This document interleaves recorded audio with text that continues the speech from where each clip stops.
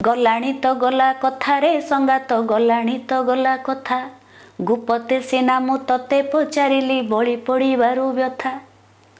ତ ଏଇଠି ରାଧା ପଚାରୁଛନ୍ତି ତାଙ୍କର ସଖୀ ଲଳିତାକୁ।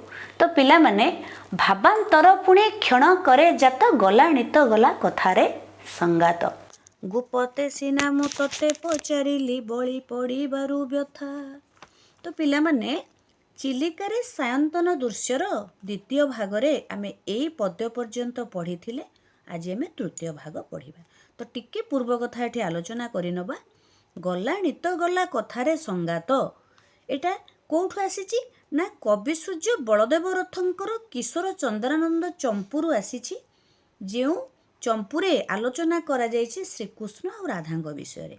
ରାଧା ତାଙ୍କ ମନର ଦୁଃଖର ଭାବକୁ ତାଙ୍କର ସଖୀ ଲଳିତାଙ୍କ ସହିତ ଆଲୋଚନା କରୁଛନ୍ତି। ସଖୀ ଏଠି ସଖୀଙ୍କି ପଚାରୁଛନ୍ତି କି ମୋର ମନର ଯାହା ତ ହେଇଯାଇଛି ଆଗରୁ ହେଇଯାଇଛି, ଗଲାଣି ତ ଗଲା କଥା, କିନ୍ତୁ ଏବେ ମୁଁ ମୋ ମନକୁ କେମିତି ଆୟତ୍ତ କରିବି ବା ଏହାପରେ ମୁଁ କ'ଣ କରିବି। ତେବେ ଆଜି ଆମେ ଆଉ ଆଗକୁ ଯିବା। ସଙ୍ଗୀତ ଆବେଶେ ନାନା ରୂପେ ମନ ଅତୀନ୍ଦ୍ରିୟ ଦେଶେ କରେ ବିଚରଣ, ଚାଲିଯାଏ ଶୂନ୍ୟ ଶୂନ୍ୟ କେଉଁ ସ୍ଥାନେ କି ଲୋଡ଼ିବା ସେ ସେହି ତା ନ ଜାଣେ, ଧନ୍ୟ ସେହି ଯାର ଆଜ୍ଞା ଶିରେ ଧରି ଏ ଲୀଳା ରଚନ୍ତି ଦେବୀ ବାଗେଶ୍ୱରୀ। ସଙ୍ଗୀତ ଆବେଶେ ନାନା ରୂପେ ମନ ଅତୀନ୍ଦ୍ରିୟ ଦେଶେ କରେ ବିଚରଣ। ତେବେ ସଙ୍ଗୀତର ଆବେଶରେ କବି ସୂର୍ଯ୍ୟ ବଳଦେବ ରଥଙ୍କର ସଙ୍ଗୀତରେ କିଏ ଗାଉଥିଲେ କବି ସୂର୍ଯ୍ୟ ବଳଦେବ ରଥଙ୍କର ସଙ୍ଗୀତକୁ? ନା ମୀନଜୀବୀ ମାନେ, ଧୀବର ମାନେ।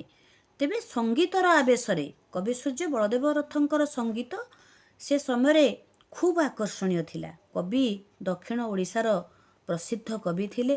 ଦକ୍ଷିଣ ଓଡ଼ିଶାର କବି ଜଳନ୍ତର ରାଜା ତାଙ୍କୁ କବି ସୂର୍ଯ୍ୟ ଉପାଧିରେ ଭୂଷିତ କରିଥିଲେ। ଏଠି ଆବେଶରେ ଅର୍ଥାତ୍ ଆସକ୍ତିରେ ବା ଆସକ୍ତି ସହିତ ଭାବବିହ୍ୱଳ ସହିତ ଗୀତ ଗାନ କରୁଥିଲେ। ଯେତେବେଳେ ଆମେ ଭଲ ଗୀତଟେ ଗାଉ ଆମର ଆଖି କ'ଣ ହୁଏ? ଆପେ ଆପେ ବନ୍ଦ ହେଇଯାଏ। ତାକୁ ଭାବବିହ୍ୱଳିତ ସଙ୍ଗୀତ ବୋଲି କୁହାଯାଏ। ମନ କ'ଣ ହୁଏ? ମନ ନାନା ରୂପେ ଯେତେବେଳେ ଆମେ ଗୀତ ଗାଉ ଆମର ମନ ଆଉ ସେଠି ରୁହେନି, ମନ କୁଆଡ଼େ ବୁଲିବାକୁ ଲାଗେ। ଭଜନ ଯେତେବେଳେ ଗାଉ ଆପେ ଆପେ ଆଖି ବି ବନ୍ଦ ହେଇଯାଏ। ତ ଏଠି ସେମିତି କବିବର ରାଧାନାଥ ରାୟ କହୁଛନ୍ତି ଅତୀନ୍ଦ୍ରିୟ ଦେଶେ କରେ ବିଚରଣ, ମନ ଅତୀନ୍ଦ୍ରିୟ ଦେଶକୁ ଚାଲିଯାଏ। ଇନ୍ଦ୍ରିୟର ଅତୀତ ବା ଇନ୍ଦ୍ରିୟମାନଙ୍କୁ ଅତିକ୍ରମ କରିବା ବା ଇନ୍ଦ୍ରିୟର ବାହାର ଜଗତକୁ ଯାଇ ବିଚରଣ କରେ। ଶରୀର ଗୋଟେ ଜାଗାରେ ଥିବ କିନ୍ତୁ ମନ ଆଉ ଗୋଟେ ଜାଗାକୁ ଯାଏ। ମନ ହେଲା ସବୁଠୁ ଚଳଚଞ୍ଚଳ। ତେଣୁ ଯେତେବେଳେ ସଙ୍ଗୀତର ଆବେଶରେ ସଙ୍ଗୀତ ଆବେଶେ ନାନା ରୂପେ ମନ ଅତୀନ୍ଦ୍ରିୟ ଦେଶେ କରେ ବିଚରଣ, ସେପରି ଭାବରେ ଯେତେବେଳେ ମତ୍ସ୍ୟଜୀବୀମାନେ କବି ସୂର୍ଯ୍ୟ ବଳଦେବ ରଥଙ୍କର ଗୀତଟିକୁ ଗାନ କରୁଛନ୍ତି ତାଙ୍କର ମନ କ'ଣ କରୁଛି? ଅତୀନ୍ଦ୍ରିୟ ଦେଶରେ ବିଚରଣ କରୁଛି। ଚାଲିଯାଏ ଶୂନ୍ୟ ଶୂନ୍ୟ କେଉଁ ସ୍ଥାନେ କି ଲୋଡ଼ିବା ସେ ସେହି ତ ନ ଜାଣେ। ତେବେ ମନ ଚାଲିଯାଏ। କୁଆଡ଼େ ଚାଲିଯାଏ? ନା ଯେଉଁ କହନ୍ତିନି କଥାରେ ଅଛି ମନ ଉଡ଼ି ଉଡ଼ି ଯାଏ ରେ, କୁଆଡ଼େ ଯାଉଛି? ଅତୀନ୍ଦ୍ରିୟ ଦେଶକୁ ଯାଇଛି। କବି ସୂର୍ଯ୍ୟ ବଳଦେବ ରଥଙ୍କର ଯେଉଁ ଗୀତାମୃତ ଯୋଗୁଁ ଯେଉଁ ଧୀବରମାନେ ବା ମତ୍ସ୍ୟଜୀବୀମାନେ ଗୀତ ଗାନ କରୁଛନ୍ତି ମନ ଅତୀନ୍ଦ୍ରିୟ ଦେଶକୁ ଚାଲିଯାଇଛି। ସେ ନିଜେ ମନ କୁଆଡ଼େ ଯାଏ ମନ ନିଜେ ଜାଣେ ନାହିଁ। ସେହି ସମୟରେ ଗୀତ ବୋଲିଲା ବେଳେ ଆମେ ଏତେ ଭାବବିହ୍ୱଳ ହଉ କି ମନ ଜଣାପଡ଼େ ନାହିଁ କୁଆଡ଼େ ଯାଉଛି ବୋଲି। ମନ କ'ଣ ଲୋଡ଼ୁଛି, କ'ଣ ଚାହୁଁଛି ମନ ଜାଣିନି, କିନ୍ତୁ ସେ ଅତୀନ୍ଦ୍ରିୟ ଦେଶରେ ବିଚରଣ କରୁଛି। କାହା ଯୋଗୁଁ?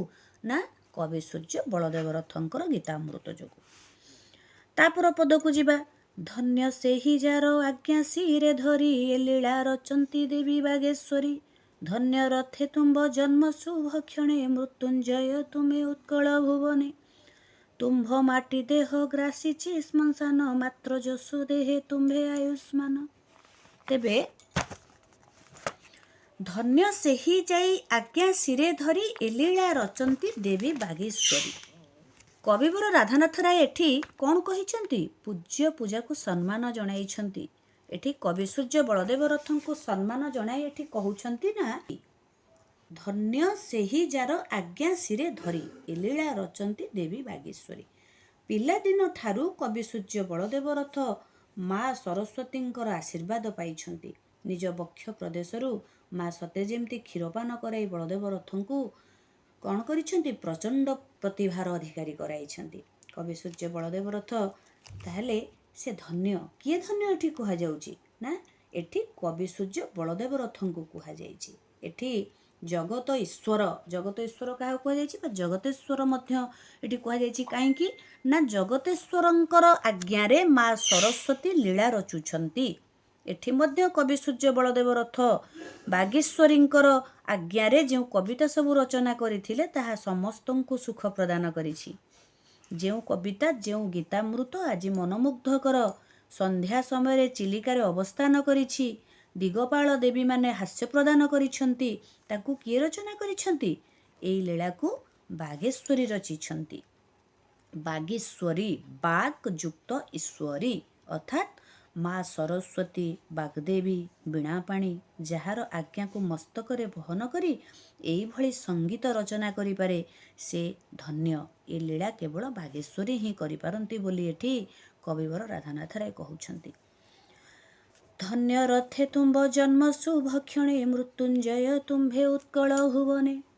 ଏଠି ରଥେ, ହେ ରଥେ, ଏଠି ରଥେ କାହାକୁ କୁହାଯାଉଛି ନା କବି ସୂର୍ଯ୍ୟ ବଳଦେବ ରଥଙ୍କୁ କୁହାଯାଉଛି।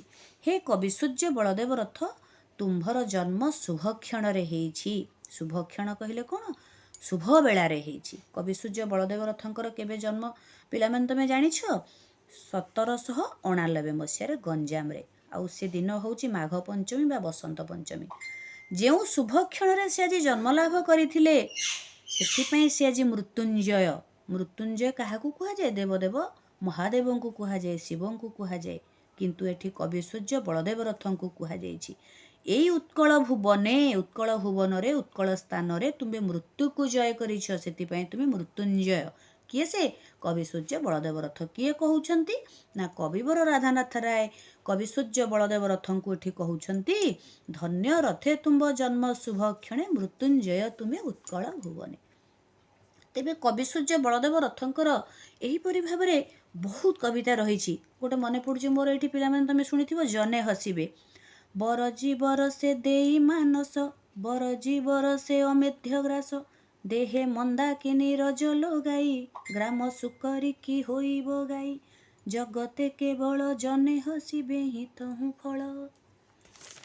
ତ ପିଲାମାନେ ଏତେ ସୁନ୍ଦର କବିତା ସେ ଲେଖି ଯାଇଛନ୍ତି କବି ସୂର୍ଯ୍ୟ ବଳଦେବ ରଥ।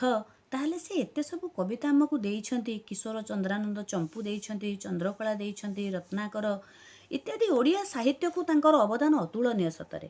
ତେଣୁ ସେ ମଧ୍ୟ ଆଜି ମୃତ୍ୟୁଞ୍ଜୟ, ମୃତ୍ୟୁକୁ ଜୟ କରିଛନ୍ତି। କିଏ ସେ? କବି ସୂର୍ଯ୍ୟ ବଳଦେବ ରଥ। ଏହି ଚିଲିକା ଖଣ୍ଡ କାବ୍ୟରେ କବିବର ରାଧାନାଥ ରାୟ ବର୍ଣ୍ଣନା କରିଛନ୍ତି, ହେ ରଥେ ତୁମେ ଧନ୍ୟ, ତୁମେ ଯେଉଁ ଶୁଭକ୍ଷଣରେ ଜନ୍ମଲାଭ କରିଥିଲ ସେଥିପାଇଁ ତୁମେ ମୃତ୍ୟୁକୁ ଜୟ କରିଛ, ତୁମେ ଚିରଞ୍ଜୀବୀ। ତୁମ୍ଭ ମାଟି ଦେହ ଗ୍ରାସିଛି ଶ୍ମଶାନ, ମାତ୍ର ଯଶୋ ଦେହେ ତୁମ୍ଭେ ଆୟୁଷ୍ମାନ। ପ୍ରାୟତଃ ଏଇ ଗୋଟିକ ସରଳାର୍ଥ ଆସେ, ପିଲାମାନେ ଟିକେ ଭଲକି ଏଇଟାକୁ ଦେଖିବ।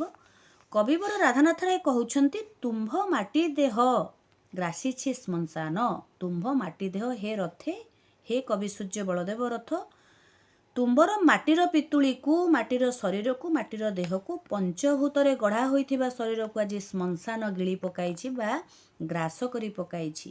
କିନ୍ତୁ ଯେଉଁ ଯଶ ତମେ ଅର୍ଜନ କରିଥିଲ, ଚାରିଆଡ଼େ ତୁମର ଯେଉଁ ଯଶ କୀର୍ତ୍ତି ଅଛି, ସବୁଠାରେ ଯେଉଁ ଯଶ ଅଛି, ତ ସେ ତାଙ୍କର ଯେଉଁ ପାଣ୍ଡିତ୍ୟକୁ କବି ସୂର୍ଯ୍ୟ ବଳଦେବ ରଥ ଦେଖାଇଛନ୍ତି, ତେଣୁ ତାଙ୍କର ଯଶସ୍ୱୀ ଶରୀରରେ ସେ ଆଜି ଆୟୁଷ୍ମାନ। ଆୟୁଷ୍ମାନ କହିଲେ କ'ଣ ନା ଦୀର୍ଘ ଆୟୁଷ ଯୁକ୍ତ ବା ଦୀର୍ଘଜୀବୀ। ସେ ଆଜି ଦୀର୍ଘଜୀବୀ ପାଲଟି ଯାଇଛନ୍ତି। ତାଙ୍କର ଯେଉଁ ମର ଶରୀର ବା ମାଟିର ଦେହକୁ ଶ୍ମଶାନ ଗ୍ରାସ କରିଛି ବା ଶ୍ମଶାନରେ ସେ ବିଲୀନ ହୋଇଯାଇଛନ୍ତି, କିନ୍ତୁ ତାଙ୍କର ଯଶସ୍ୱୀ ଦେହ ଆଜି ବି ଦୀର୍ଘଜୀବୀ, ଆଜି ବି ସେ ବଞ୍ଚିଛନ୍ତି ବା ଦୀର୍ଘ ଆୟୁଷଯୁକ୍ତ ହୋଇଛନ୍ତି। ଚିଲିକା ଖଣ୍ଡକାବ୍ୟରେ ସେ ଏଠି ଏହି କଥାକୁ ବଖାଣିଛନ୍ତି ଯେ କବି ସୂର୍ଯ୍ୟ ବଳଦେବ ରଥ ଦୀର୍ଘଜୀବୀ ବୋଲି ସେ ଏଠି କହିଛନ୍ତି। ତ ପିଲାମାନେ ପୁଣି ଆସନ୍ତା ଭିଡ଼ିଓରେ ଆମେ ଆଉ କିଛି କବିତା ବିଷୟରେ ବୁଝିବା।